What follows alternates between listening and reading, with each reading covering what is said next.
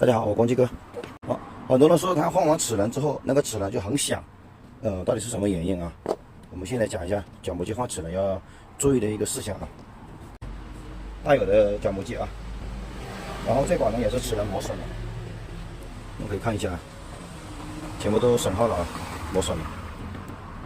齿轮响无非就是几个问题：第一，齿轮上面有杂质；还有就是齿轮安装不到位；还有就是齿轮本身的问题。就这几个问题啊。首先你要买一个原装的齿轮，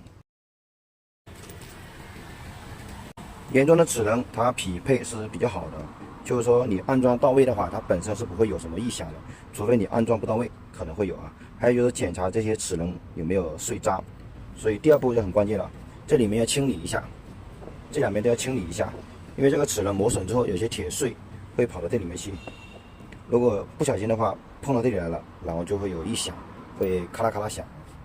然后就安装的时候，安装到位，如果你安装不到位的话，也会有异响的。只要这几步做到了，就不会有异响了。像我们经常换，基本上都不会有异响的，除非个别会有啊。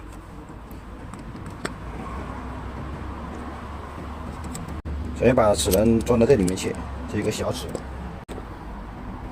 找一个实的开口，把它扭紧这个螺母，扭紧就可以了啊。还有就是这个竹层。如果这样转到很响的话，竹层也把它更换掉。如果不响就可以继续使用啊。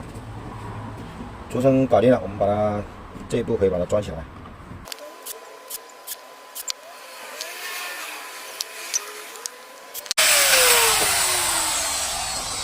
然后就按照这个齿轮，有条件的话可以用液压，没条件的话直接砸。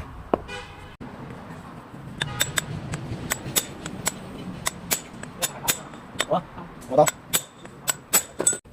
所以打的时候一定要确保是打到位了，这样就没问题了。然后加点黄油，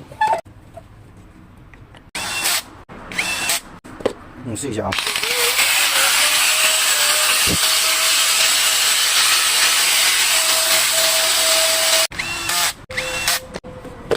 所以只要你安装好了，安装到位了，是不会有杂音，也不会有异响的。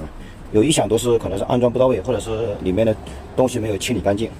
功夫做细一点就不会有问题了。好了，这个视频到这里，喜欢的话可以关注或者转发。